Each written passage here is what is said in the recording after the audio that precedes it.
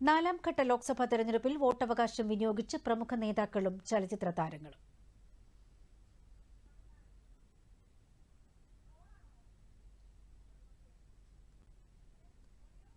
Giriraj Singh Bihar Lakhisarai vote रेगपड़ती.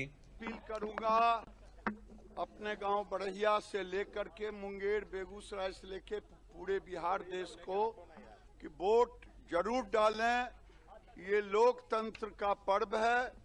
ആന്ധ്രാപ്രദേശിലെ കടപ്പയിൽ മുഖ്യമന്ത്രി YS Jaganmohan Reddy vote ചെയ്തു. ശോഭനമായ ഭാവിക്കായി വോട്ടവകാശം വിനിയോഗിക്കണമെന്ന് ജഗൻമോഹൻ റെഡ്ഡി പറഞ്ഞു. Benefited from this governance, then vote for that governance which would lead to a brighter future. Telugu Desam party അധ്യക്ഷൻ N Chandrababu ഗുണ്ടൂരിൽ vote ചെയ്തു. തെലങ്കാന മുഖ്യമന്ത്രി രേവന്ത് റെഡ്ഡി മഹബൂബ് നഗറിലെ കൊടങ്ങലിൽ വോട്ട് രേഖപ്പെടുത്തി. ജാർഖണ്ഡിലെ ജിലിംഗോറയിലാണ് ജാർഖണ്ഡ് മുഖ്യമന്ത്രി ചമ്പൈ സോറൻ വോട്ട് ചെയ്തത്. ആന്ധ്രാപ്രദേശിലെ മംഗളഗിരിയിൽ ജനസേന പാർട്ടി അധ്യക്ഷൻ പവൻ കല്യാൺ വോട്ട് ചെയ്തു. AIMIM സ്ഥാനാർത്ഥി അസദുദ്ദീൻ ഒവൈസി കുടുംബസമേതം ഹൈദരാബാദിലെത്തി വോട്ട് രേഖപ്പെടുത്തി.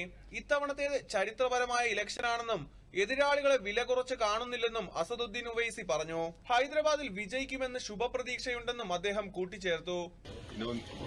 You don't have this comfort of doing blinking, so you have to take your every opponent, whether it is X, Y, Z, whatever, and then the work hard which we have done and which has always helped us very nicely. And hopefully around this time also, I'm sure that with the blessings of എതിർ സ്ഥാനാർത്ഥിയും BJP നേതാവുമായ മാധവീലത ഹൈദരാബാദിലെ അമൃത വിദ്യാലയം polling ബൂത്തിലാണ് vote ചെയ്തത്. Vote ചെയ്യേണ്ടത് എല്ലാവരുടെയും ഉത്തരവാദിത്തമാണെന്നും വികസനത്തിന് വേണ്ടി വോട്ട് ചെയ്യാനും അവർ ജനങ്ങളോട് അഭ്യർത്ഥിച്ചു.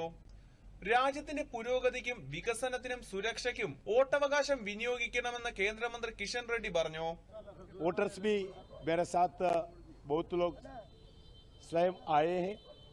एक थोड़ा EVM का प्रॉब्लम था, वो टेक्निकल होगा, ह्यूमन एरर होगा, मगर ये प्रजातंत्र का देश है, ऐसे सब कुछ छोटे छोटे इंसिडेंट्स होते रहते हैं. വോട്ടവകാശം വിനിയോഗിച്ച ശേഷം തെലങ്കാനയിൽ മാധ്യമങ്ങളോട് സംസാരിക്കുകയായിരുന്നു അദ്ദേഹം. ഹൈദരാബാദിലെ ജൂബിലി ഹിൽസിൽ ചലച്ചിത്ര താരങ്ങളായ ചിരഞ്ജീവി, ജൂനിയർ NTR, അല്ലു അർജുൻ തുടങ്ങിയവർ വോട്ട് രേഖപ്പെടുത്തി.